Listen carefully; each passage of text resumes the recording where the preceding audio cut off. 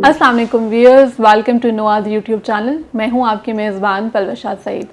2022 के मुकाबले के इम्तिहान में नुमायां कामयाबी हासिल करने वाले खुशकिस्मत नौजवानों की कामयाबी के दास्तान के सिलसिले को और उनकी ड्रीम स्टोरीज़ को जानने के सिलसिले को आगे बढ़ाते हुए आज हमारे साथ जो शख्सियत मौजूद हैं उनका नाम नायाब अमजद है। नायाब ने CSS 2022 में पूरे पाकिस्तान में 54th और पंजाब में 45th पोजीशन हासिल की है और उनकी एलोकेशन इनलैंड रेवेन्यू सर्विस में हुई है। आइए हम उनसे उनकी कामयाबी की इस रुदात के बारे में कुछ जानते हैं। अस्सलाम वालेकुम नायाब। वालेकुम अस्सलाम। नायाब कैसे हैं आप? अल्हम्दुलिल्लाह मैं ठीक हूँ। नायाब कैसे तासुरात हैं आपके? आपने फाइनली पास किया एग्ज़ाम को और फिर आपकी एलोकेशन इनलैंड रेवेन्यू सर्विस में हुई, तो कैसा फील कर रही हैं? बहुत खुश हूँ। I am absolutely over the moon and I think it is an accomplishment after several years of struggle, several years of studying. और ज़ाहिर बात है इतनी मेहनत के बाद और वो भी मेरिट पोजीशन पे जो आपकी अच्छी पोजीशन आए तो आप बिल्कुल जो है अनबिलीवेबल सा लगता है। पहले 2 दिन तो मुझे भी यकीन नहीं आ रहा था कि ये मेरा ही नाम है और ये मेरा ही काम है कि मैं कामयाब हूँ। लेकिन I think after a week now it has that feeling has finally been accepted and I am really happy and to have had this position. माशाल्लाह। नायाब आपकी ये पहली अटेम्प्ट थी? ये मेरी दूसरी अटेम्प्ट थी। ठीक है। पहली अटेम्प्ट आपने कब दी? पहली अटेम्प्ट थी मेरी 2021 में। ठीक है। और तब मैंने 2020 में जो है उसकी तैयारी शुरू की। फर्स्ट अटेम्प्ट में unfortunately I was unallocated from Punjab. ठीक है, लाइक रिटन उस वक्त भी आपने पास किया? बिल्कुल, रिटन भी हो गया था, इंटरव्यू भी क्लियर हो गया था, लेकिन पंजाब से एलोकेशन नहीं हुई थी। ठीक है। फिर राइट आफ्टर दैट मैंने consecutively without any gap I sat for the second attempt. मैंने दोबारा से इम्तिहान दिए और अल्हम्दुलिल्लाह I cleared the exam and I also cleared the interview. ठीक है। तो नायाब अगर कोई रिटन को भी एक दफ़ा फेल करता है तब भी वो ज़ाहिर है बहुत इसमें आ जाती है और बहुत डिस्करेज हो जाता है वो, ठीक है। लेकिन आपने एग्ज़ाम को पास किया, इंटरव्यू को पास किया, एलोकेशन नहीं हुई। ये एक ऐसी बात है जो आपको थोड़ा ज़्यादा स्ट्रेस में लेके जाती है और आपका मोटिवेशन लेवल थोड़ा नीचे आ जाता है, तो आपने कैसे मैनेज किया इसको? बिल्कुल आप सही कह रही हैं। It is a disappointment for candidates from Punjab जब भी उनको पता चलता है कि इतनी मेहनत के बाद और वो कहते हैं कामयाबी पा के भी नहीं मिली आपको, so you are unsuccessful even after being successful, तो वो डिसअपॉइंटमेंट रहती है। लेकिन यही है कि जब आपका एक गोल होता है और आप उसके लिए पीछे जो है अपनी पूरी मेहनत जो उसमें इन्वेस्टमेंट आप करते हैं, अपनी टाइम, अपनी energy, then self motivation is the biggest factor जो आपके अंदर होना चाहिए। विदाउट दैट फिर मुझे नहीं लगता मेरी सेकेंड अटेम्प्ट में I would have been successful had I not gotten back on my feet and tried once again. और दूसरी ये बात है कि जब फर्स्ट अटेम्प्ट का जो रिज़ल्ट आया उसके बिल्कुल 1 महीने बाद ही मेरी सेकंड अटेम्प्ट की जो है वो MPT हुआ और उसके 1 महीने 2 महीने बाद जो है मेरे एग्जाम थोड़ा सा ड्यूरेशन था बीच में। बिल्कुल सिर्फ 2 महीने का था। तो सब मेरे से पूछते थे आप डिसअपॉइंट हुई हैं तो फिर आपने इतनी जल्दी क्यों वापस अपने पैरों पे खड़ी हुई? तो मुझे ये था कि no I have to do it again. जब इतना कर लिया है तो क्या पढ़ाई करी थी? लाइक आपका तो था ना कि इंटरव्यू वगैरह भी पास हो गया और बस अब वो लिस्ट आनी है, तो क्या आप तैयारी में थी या उन 2 महीनों में आपने दोबारा तैयारी शुरू की थी जिसके बाद अगली अटेम्प्ट थी? 2 महीने बाद ही नेक्स्ट अटेम्प्ट थी। जो लास्ट रिजल्ट आया उसके फौरन बाद ही जो है नेक्स्ट अटेम्प्ट की। तो आपने बस उन्हीं 2 महीनों में पढ़ाई की अगली अटेम्प्ट के लिए? एग्जैक्टली क्योंकि इंटरव्यू तक की पढ़ाई तो ऑब्वियसली आपके टॉपिक्स वगैरह वो आप पूरा सिलेबस रिवाइज करते हैं फॉर द इंटरव्यू। तो वो इंटरव्यू की तैयारी थी, उसी को साथ साथ थोड़ा बहुत कंटिन्यू रखा था। लेकिन जाहिर बात है टाइम जो एक्चुअल मेरे पास था दैट वाज ओनली 2 मंथ्स। ठीक है। जिसमें मैंने सेकंड अटेम्प्ट की तैयारी की। तो नायाब हमारे देखने वालों को अपने फैमिली बैकग्राउंड के बारे में थोड़ा बताइए। I have 2 sisters. My older sister, she is a chemical engineer as well as an author. My younger sister, she has done her graduation in space science. My father is a civil engineer and my mom is a homemaker. ठीक है। तो आप middle child हैं? बिल्कुल। तो pressure feel करती हैं middle child वाला? होता है, स्पेशली जब आपकी दोनों बहनें जो है माशाल्लाह they are good in academics and otherwise, तो फिर सिबलिंग्स के दरमियान भी ऑब्वियसली सब कंपैरिजन करते हैं। बिल्कुल। तो लेकिन ये है कि I have my always had my own dream, my own vision, so I continued following that. और प्रेशर भी फिर हैंडल हो जाता है जब आप अपनी चीज़ को एंजॉय कर रहे होते हैं, अपनी फील्ड को, अपनी लाइफ में जो आपकी ड्रीम्स हैं, without comparing your self with other people, you continue on that path. तो प्रेशर भी हैंडल हो जाता है।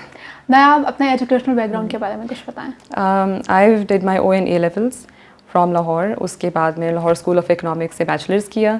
In economics and political science, और उसके बाद एमफिल भी लाहौर स्कूल ऑफ इकोनॉमिक्स से किया डेवलपमेंट स्टडीज़ में। ठीक है। और जब आपने अपना ग्रेजुएशन कर लिया उसके बाद लाइक आपने कोई जॉब स्टार्ट की या उसके फ़ौरन बाद ही आपने CSS की तरफ आपका रुझान हो गया? ग्रेजुएशन के बाद मैंने एमफिल किया, ठीक है। और CSS उसके बाद मैंने स्टार्ट किया। ठीक है। CSS का माइंड तो पहले से बना हुआ था कि I have to give the exams, मतलब स्कूल टाइम से हम सुनते आ रहे हैं CSS के इम्तिहान बहुत टफ है, और उस वक्त ऐसा लगता था शायद पता नहीं कौन से जीनियस बच्चे हैं जो CSS करते हैं, इतने मुश्किल सब्जेक्ट्स हैं, कोई आइंस्टाइन की तरह कोई इंटेलिजेंस आपको चाहिए। बिल्कुल। तो फिर लेकिन मेरा अपना जो शौक़ था दरअसल काफ़ी स्कूल टाइम से ही मेरा शौक़ था कि मुझे था कि मैं पॉलिटिशियन बन जाऊँ, कि अपनी अम्मी को हर वक्त कहानियाँ सुना रही थी, मम्मा मैं पॉलिटिशियन बनना है, मैंने ये करना है अपने मुल्क के लिए। वो तो अम्मी कहती थी कि आपकी ड्रीम जो है वो अचीव करने के लिए सेट सम प्रैक्टिकल गोल्स। तो I don't have any political party affiliation in my family, but then the second option was to obviously work in the government sector. तो उसके लिए मेरी अम्मी ने बहुत मोटिवेट किया that you should opt for CSS, and she actually told me that I see this thing in you that you will be able to succeed in these examinations. तो अपनी पढ़ाई के साथ मुझे मुश्किल लग रहा था, लेकिन एमफिल के बाद मेरी अम्मी ने बहुत मोटिवेट किया कि just try your best and try your luck and maybe you will be successful. जी, तो अब यकीनन आपकी वालिदा को आप पे बहुत फ़ख्र होगा कि फाइनली आपने ये गोल अचीव कर लिया। हाँ जी। अच्छा नायाब, जैसे आपने कहा कि आपको बहुत शौक था पॉलिटिक्स का और आपकी वालिदा ने कहा कि नहीं आपने ब्यूरोक्रेसी की तरफ आना है, तो कोई एक ऐसी शख्सियत जो चाहे वो पॉलिटिक्स में हो या चाहे वो ब्यूरोक्रेसी में हो जिसने आपको बहुत मुतासिर किया हो और जिससे मुतासिर हो कि आपको लगा हो कि वो तो मेरी रोल मॉडल हैं और मैंने भी कुछ करना है ऐसा? वैसे तो बहुत सी पर्सनैलिटीज़ हैं, I can't really single out one, but if I go back and really think about it, तो क्लास 8th और 9th में for the first time I saw a speech by the Labour party leader from UK, Ed Miliband. उनकी मैंने speech देखी and I was so inspired the way he was standing up for the people of his country. और तो मुझे ये लगा कि शायद लेबर पार्टी का मतलब है कि वो लेबरर्स की पार्टी है। उस वक्त इतना वो जो है पॉलिटिक्स का जो है नहीं पता था मुझे, लेकिन इंटरेस्ट मेरा वहाँ से काफ़ी डेवलप हुआ। और फिर उसके बाद my mother used to tell me stories about great leaders of my country, women who have been in leadership positions।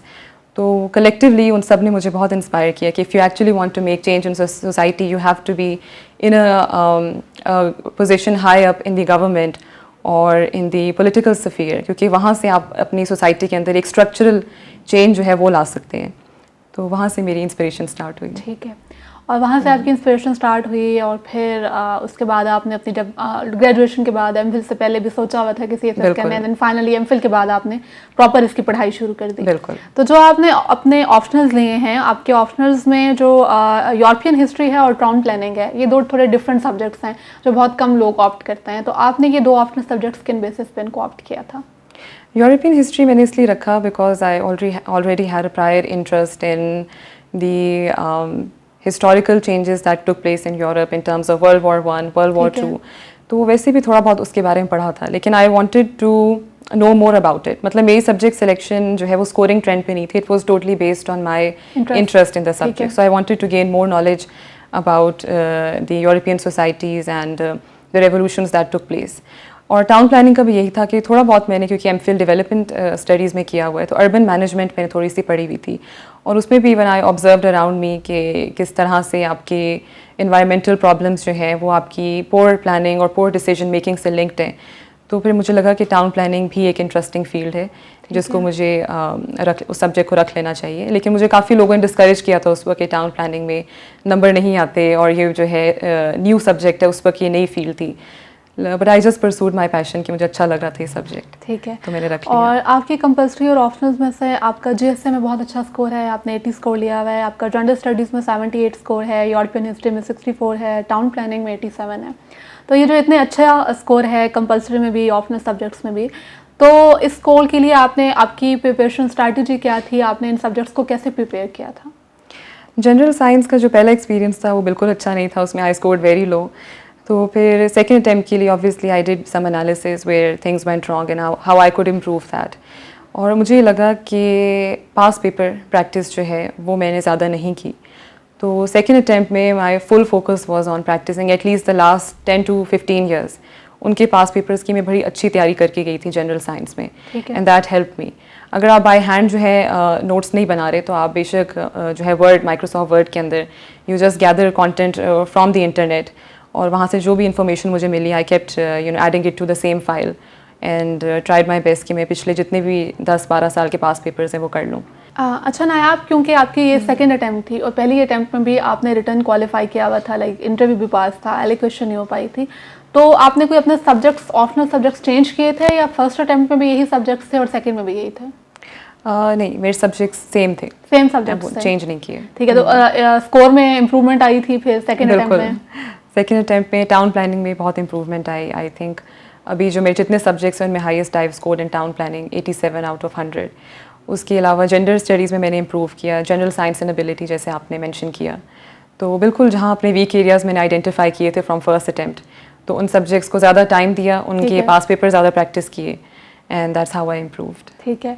और नायाब, थोड़ा मैं आपके नोट्स मेकिंग स्ट्रैटेजी के बारे में जानना चाहूँगी कि आपका स्कोर इतना अच्छा है तो आपने बहुत अच्छे नोट्स भी बनाए होंगे, और फिर नोट्स के साथ आपने क्या असेसमेंट भी कराई थी, जो लिखती थी असाइनमेंट्स, क्या वो चेक भी कराई थी?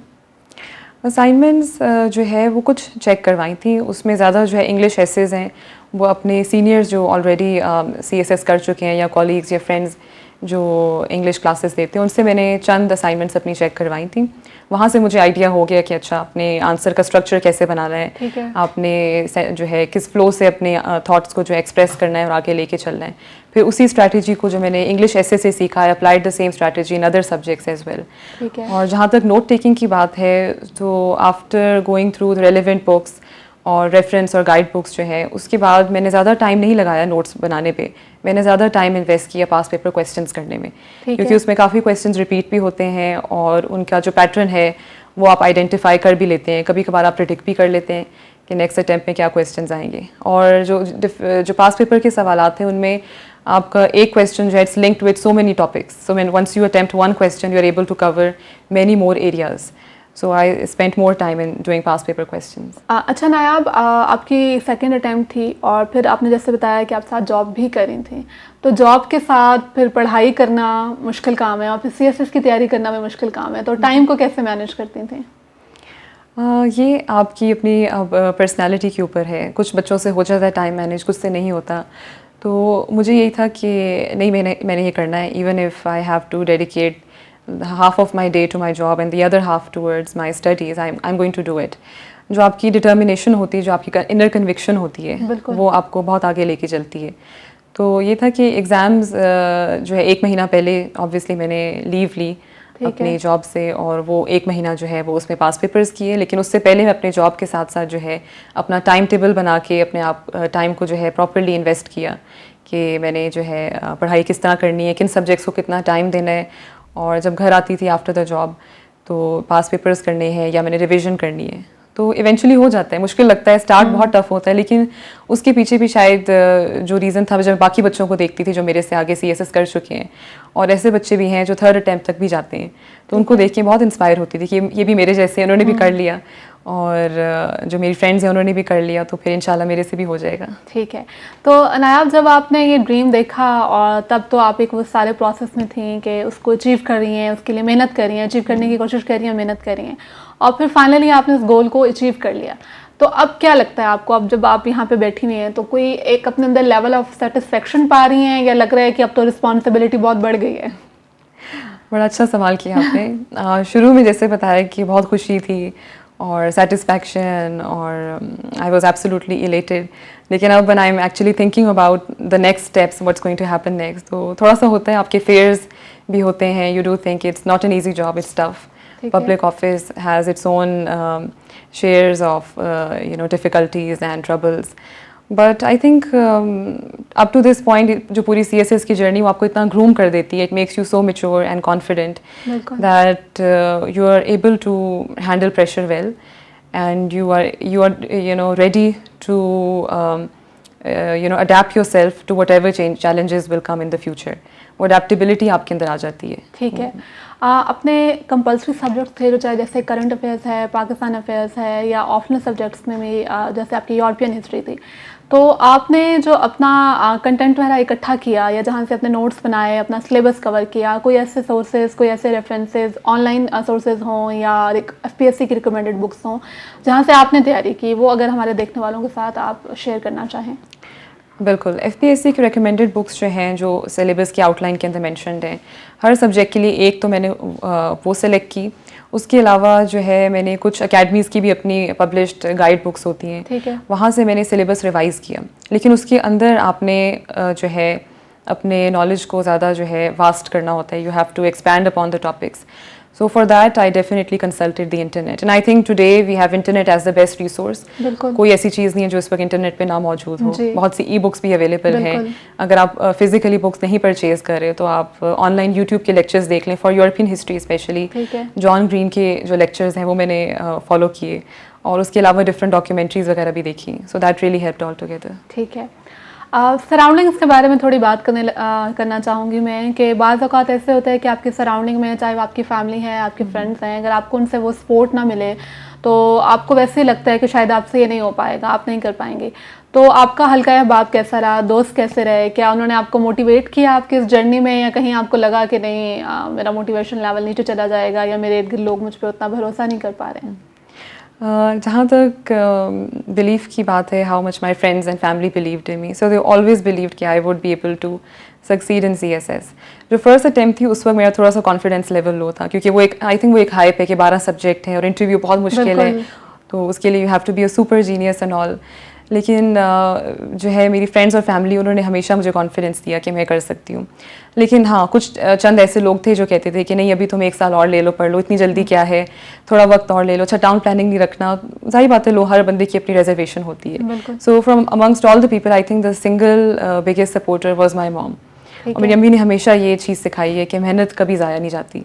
जितनी मैं हार्ड वर्क कर रही हूँ, चाहे 1 महीना है, चाहे 3 महीने, क्योंकि अक्सर ये सवाल होता है कि 3 महीनों में हो जाता है, 4 में हो जाता है, तो जितना भी टाइम है आप करें, आप पूरी अपनी जो है वो कोशिश करें, it will eventually pay off. तो मेरी अम्मी की जो इनकरेजमेंट है, that I dedicate my success to that. ठीक है। सब्जेक्ट सिलेक्शन से रिलेटेड मैं आपसे पूछना चाहूँगी, जैसे भी आपने मेंशन भी किया कि टाउन प्लानिंग आपको बहुत से लोगों ने कहा कि नहीं रखें, लेकिन आपका इंटरेस्ट था तो आपने उस सब्जेक्ट को ले लिया। तो सब्जेक्ट सिलेक्शन करते हुए कुछ लोग देखते हैं ओवरलैपिंग होनी चाहिए, कुछ देखते हैं इंटरेस्ट किन सब्जेक्ट्स में है, फिर कुछ लोग ऑप्ट करते हैं कि मतलब स्कोरिंग ट्रेंड क्या है उस सब्जेक्ट का। तो आपने जो है वो सब्जेक्ट सिलेक्शन अपनी इंटरेस्ट के बेस पे ही की, और एक मिथ में उस पे बारे में बात करना चाहूँगी कि कहा जाता है कि स्कोरिंग ट्रेंड ज़रूर देखना है अपने सब्जेक्ट्स का, भले आपका उसमें इंटरेस्ट है कि नहीं, लेकिन अगर वो सब्जेक्ट स्कोरिंग ट्रेंड उसका अच्छा नहीं है तो वो आपको नहीं देगा, ये एक मिथ पाई जाती है। तो आपको लगता है कि ऐसा है कि मतलब आप किसी सब्जेक्ट में इंटरेस्ट भी ले रहे हैं, लेकिन क्योंकि उसका स्कोरिंग ट्रेंड अच्छा नहीं जा रहा तो वो सब्जेक्ट उसमें आप मार खा जाएंगे, क्या ये मिथ ठीक है कि नहीं? एक ये बताएं, और दूसरा हमारे देखने वालों को ये बताएं कि वो अपने ऑप्शनल सब्जेक्ट्स को किन बेसिस पे सिलेक्ट करें। ठीक है, जो पहला आपका सवाल है कि क्या जिनमें स्कोरिंग ट्रेंड कम है वो सब्जेक्ट रखने चाहिए कि नहीं, तो इस दोनों सवालात का मैं जवाब यहाँ से शुरू करूँगी कि when you are deciding your subject, so first make a list of दो subjects that really you find intriguing and that you are able to enjoy while studying. जब आप उनकी लिस्ट बना लें, उसमें से फिर आप देखें कि if you think one or more subjects they don't have a good scoring trend, अगर एक से ज़्यादा सब्जेक्ट्स ऐसे नज़र आ रहे हैं तो आप उनको स्विच कर लें, ठीक है, उसको रिप्लेस कर दें विद अ सब्जेक्ट इसका स्कोरिंग ट्रेंड अच्छा है। क्योंकि ये बात सही है कि अगर आपने 3-4 सब्जेक्ट ऐसे रख लिए जिनका स्कोरिंग ट्रेंड अच्छा नहीं है, तो ऐसा नहीं पॉसिबल कि उन चारों में ही आप अच्छे नंबर लें। बिल्कुल, और फिर आपका स्कोर तो बहुत मैटर करता है आपकी एलोकेशन में, स्पेशली अगर आप पंजाब से हो तो वैसे इतना कंपटीशन है, ऐसे ही है। तो फिर एक सब्जेक्ट ऐसा हो जाता है, क्योंकि हर सब्जेक्ट में तो आपका इंटरेस्ट नहीं होता और ग्रुप्स जो हैं वो बड़े कन्फाइंड हैं और रिस्ट्रिक्टेड हैं, तो एक सब्जेक्ट इसमें स्कोरिंग ट्रेंड कम है, दैट्स फाइन, लेकिन बाकी सब्जेक्ट अपने इंटरेस्ट के रखें और देखें कि उनमें पिछला ट्रेंड जो है वो अच्छा रहा है। ठीक है। और दूसरा जो है सब्जेक्ट सिलेक्शन की बात, वो भी मैंने आपको बता दी कि अपने इंटरेस्ट को देख के रखें, और उसमें हर सब्जेक्ट में आपको जाहिर बात है जब अपने इंटरेस्ट के रख रहे हैं तो वो ओवरलैप हो ही जाते हैं। ऐसा नहीं है कि मैं एक साइंसेस का लूँगी तो एक बिल्कुल डिफरेंट इकोनॉमिक्स की फील्ड ले लूँगी, मेरा अपना इंटरेस्ट भी ओवरलैप करेगा उसमें। और फिर अगर आपका अपना इंटरेस्ट हो तो आपको सब्जेक्ट में एक्स्ट्रा एफर्ट नहीं पुट करनी पड़ती, क्योंकि आप उसको दिलचस्पी लेके पढ़ रहे होते हैं तो कहीं ना कहीं वो आपको अच्छा स्कोर दे ही देगा। लेकिन सिर्फ अगर ओवरलैपिंग और स्कोरिंग ट्रेंड को देख के ले रहे हैं और अपना इंटरेस्ट ना डेवलप हो रहा हो सब्जेक्ट में, तो फिर भी थोड़ी एफर्ट करनी पड़ती है। या फिर दूसरा ऑप्शन ये है कि आप you have some prior knowledge in that subject, बिल्कुल बैकग्राउंड आपका है, अगर बिल्कुल समझ नहीं आ रही तो अपने बैकग्राउंड से ही रिलेटेड रखें। ठीक है। अब ये हमने डिस्कशन किया आपके रिटर्न के और उस पार्ट के हवाले से। अब मैं आती हूँ आपके इंटरव्यू के पार्ट की तरफ। तो जो FPSC के साथ आपका इंटरव्यू था फाइनल, उसका पहले वाले इंटरव्यू का जो आपने पहली अटेम्प्ट में दिया उसका एक्सपीरियंस से बताएं, वो कैसा था, और इस दफ़ा वाले इंटरव्यू का एक्सपीरियंस कैसा था और दोनों में क्या डिफरेंस आपको फील हुआ? फर्स्ट जो मेरा इंटरव्यू था उसमें ये था कि I did not give it enough time मेरे ख्याल से. When I look back I could have given it more time and could have aced it as well. उसमें दूसरा ये था कि जब आपका एग्ज़ाम हो जाता है तो अक्सर बच्चे रिलैक्स हो जाते हैं. अच्छा अब एग्ज़ाम हो गया, अब इन्जॉय करें, और वो इंटरव्यू की तैयारी में टाइम नहीं अपना लगाते. फिर जैसे ही रिजल्ट आता है उसके बाद इंटरव्यू तक का टाइम बहुत शॉर्ट होता है. बिल्कुल. तो सेकेंड अटैम्प्ट में ये चीज़ मैंने सबक सीख लिया था कि नहीं, I am not going to waste my time. तो राइट आफ्टर द एग्जाम्स मैंने उन्हीं सब्जेक्ट्स को दोबारा थोड़ा थोड़ा करके आप रिवाइज करना शुरू किया. करंट अफेयर से I stayed in touch, I kept on making notes, so that really helped. और उसके अलावा ये है कि फर्स्ट में और सेकेंड में पैनल का डिफरेंस भी था. ठीक है. और तो वो आपकी जो पैनल इसको अगर आपको पता हो कि किस तरह के क्वेश्चंस वो पूछ रहे हैं, so you have it in mind and then you prepare according to those lines, that really helps. तो फर्स्ट जो पैनल था, जो फर्स्ट इंटरव्यू एक्सपीरियंस था, तो पैनल का मुझे इतना आइडिया नहीं था. मैंने उस पर जो है इतना नहीं सोचा कि मुझे किस तरह तैयारी करनी चाहिए. लेकिन सेकंड अटेम्प्ट के लिए मैंने बहुत एक्सपीरियंस भी हो चुका था, बिल्कुल एक एक्सपीरियंस भी हो चुका था. So that also added to the success factor. ठीक है. अच्छा नायाब, आपको अपने पहले इंटरव्यू में और जब आपका अभी ये जो दूसरा इंटरव्यू था, इन दोनों इंटरव्यू में अगर आप कंपैरिजन करें तो आपको क्या डिफरेंस नज़र आया है दोनों में, और कोई ऐसी बात जो आप शेयर करना चाहें हमारे देखने वालों के साथ? इंटरव्यू का एक्सपीरियंस तो मैंने आपको बताया. पर्सनली आई फेल्ट कि पहले इंटरव्यू में मेरी तैयारी इतनी अच्छी नहीं थी, सेकंड में अच्छी थी. उसके अलावा जो मैंने फ़र्क महसूस किया वो panel makes a lot of difference. जो फर्स्ट पैनल था आई फेल्ट कि वो काफ़ी, उनकी पर्सनैलिटीज़ भी ऐसी थी कि I felt they were little intimidating, और जैसे हम कहते हैं कि आपको ग्रिल करते हैं, तो वो एक्सपीरियंस भी हुआ. सेकंड में I felt the panel was a little bit more accommodating and friendly. लेकिन ये था कि personally I was also more confident. So all of this added up together and अल्हम्दुलिल्लाह I cleared in my second attempt. अच्छा नायाब, हमारे देखने वालों के साथ आप कोई अपनी टिप शेयर करना चाहें, ओवरऑल जो भी आपकी प्रिपरेशन स्ट्रैटेजी है CSS की, उसके हवाले से कुछ शेयर करना चाहें, पेपर अटेम्प्टेशन टेक्निक के हवाले से कुछ बताना चाहें, तो आप उनके साथ शेयर कर सकते हैं? अपने पर्सनल एक्सपीरियंस से मैं यही कहूँगी कि if you have made up your mind that I am going to give the exam, तो चाहे जितना भी टाइम रह गया आप उस पूरे टाइम को यूटिलाइज़ करें. आप टिल द लास्ट, क्योंकि जब तक आप पेपर में अपेयर नहीं हो रहे, it's not counted as an attempt. तो एग्ज़ाम जो पहला एग्ज़ाम है उस डे तक जितनी आप तैयारी कर सकते हैं आप अपना जो है वो तैयारी करें. And then you can decide whether you actually want to sit for the exam और not. But the best part is कि जब आप फुल डेडिकेशन के साथ कर लेते हैं तैयारी, तो फिर आप एटलीस्ट 60-70% भी अगर आपकी तैयारी हो, so there is a chance कि you can succeed. And more than knowledge, as you mention, it is the paper technique. Definitely आपकी जो पास पेपर का एनालिसिस है, उससे जो आपकी प्रिडिक्शन है, फिर आपकी जो क्वेश्चन की आउटलाइन है, the way you express, the way you write your answers, all of this matters more than your knowledge. तो इसके अलावा आप डिफरेंट लोगों से टेक्निक्स तो ऑलरेडी जो है वो इंटरनेट पे भी अवेलेबल हैं, और आप हम फ्रेंड्स वगैरह से सुन लेते हैं. तो उस सारे को इनकॉर्पोरेट करके I would say go for smart study. You work hard but you make a plan, make an outline and stick to it and don't listen to anyone once you have made up your mind. और एक और बात भी कहना चाहूँगी कि लोग motivational interviews सुनते हैं, तो मैं हमेशा जो है अपने एग्ज़ाम से पहले कभी भी कोई मोटिवेशनल इंटरव्यू नहीं सुनती थी, क्योंकि मुझे लगता है हर बंदे की स्ट्रैटेजी अलग है, हर स्टूडेंट की अलग है. तो अगर इंटरव्यू सुनने हैं तो आप कम से कम 5-6 महीने पहले सुन लें, अपनी स्ट्रैटेजी वहाँ से आइडियाज़ पिक करके बना लें. लेकिन एग्ज़ाम से 2-3 महीने पहले आप जो जितनी भी नेगेटिव वॉइसेस हैं, या जो लोग कह रहे हैं कि आप नहीं कर सकते, so you just block out those voices and focus on the positive voice that is with in you. ठीक है नायाब, ये आपने बहुत अच्छी बात की, और मैं ये चाहती थी कि कोई ये बात करे कि बजाय इसके कि आप किसी और की स्ट्रैटेजी सुने और आपको लगता है कि आपने भी वही स्ट्रैटेजी अपनानी है, तो हर किसी के लिए उसकी स्ट्रैटेजी डिफरेंट होती है. आप गाइडलाइन ले सकते हैं, डायरेक्शन ले सकते हैं, लेकिन ज़रूरी नहीं है कि जो उस इंसान के लिए वो स्ट्रैटेजी मतलब उसके लिए यूज़फुल हुई है उतनी वो आपके लिए भी हो. तो ये बहुत अच्छा पॉइंट था, मेरे ख्याल में हमारे देखने वालों को उससे बहुत सीखने को मिला होगा. अब मैं आपसे ये जानना चाहूँगी कि नोआ आपने कब ज्वाइन की, रिटर्न के लिए की? जैसे रिटर्न का तो आपने बताया कि आपने उसको खुद प्रिपेयर किया, तो क्या इंटरव्यू के लिए जो आपने नोआ को ज्वाइन किया, आपका एक्सपीरियंस नोआ के साथ कैसा रहा, और आपके इंटरव्यू के प्रोसेस में आपको नोआ की उस लर्निंग ने कितना हेल्प किया? सबसे पहले नोआ मैंने ज्वाइन की 2021 में. जब मेरा रिटर्न एग्ज़ाम क्लियर हो गया तो इंटरव्यू की तैयारी के लिए बहुत से जो है फ्रेंड्स ने रेकमेंड किया कि नोआ you should join that, because interview से पहले आपका साइकोलॉजिकल टेस्ट होता है. उसको बच्चे काफ़ी ईजी लेते हैं कि अच्छा you just have to be yourself. लेकिन कभी कभार ऐसा होता है कि आपने अपने कम्युनिकेशन स्किल्स पे आपको काम करने की ज़रूरत होती है. You have knowledge but like I mention before, it's the way you express your self. तो नोआ ज्वाइन करके मैंने अपने साइकोलॉजिकल पे भी जो है ग्रुप डिस्कशंस होती हैं, आपकी उर्दू डिबेट होती है, इंग्लिश पब्लिक स्पीकिंग के टॉपिक्स होते हैं। तो यहाँ जो टीचर्स हैं, स्पेशली सर मोहम्मद अली ख़ान, उन्होंने बहुत कॉन्फिडेंस दिया, उनके साथ बहुत प्रैक्टिस की। फिर सेकंड अटैम्प्ट के वक्त भी मैंने इंटरव्यू के टाइम पे ज्वाइन किया। जैसे ही रिजल्ट आया सो आई इमीडिएटली ज्वाइंड, बिकॉज ये है कि घर पे या फिर आप अपनी जॉब लाइफ में आपकी एक डिफरेंट पर्सनैलिटी होती है। For interview you have to work on your speaking skills. बेशक आप अच्छा बोल लेते हैं, लेकिन फिर भी उसको पॉलिश करने की ज़रूरत होती है। और फिर ये कि जो कभी कभार आपको लग रहा है आप अच्छा बोल रहे हैं, लेकिन जब तक कोई आपको फीडबैक नहीं देता, आपको अपनी वीकनेसेस नहीं पता चलती। तो जो हमारे सीनियर्स हैं, मेंटोर्स हैं, जो एक्सपीरियंस्ड हैं, उनके फीडबैक ने बहुत हेल्प की स्टार्टिंग फ्रॉम नोआ academy. So that really helped.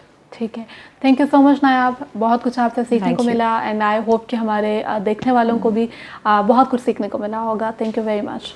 Thank you. जी व्यूअर्स, हमारे साथ मौजूद थी नायाब अमजद, जिन्होंने CSS 2022 के इम्तिहान में पूरे पाकिस्तान में 54th और पंजाब में 45th पोजीशन हासिल की है। Stay tuned for more success stories. अल्लाह हाफिज़।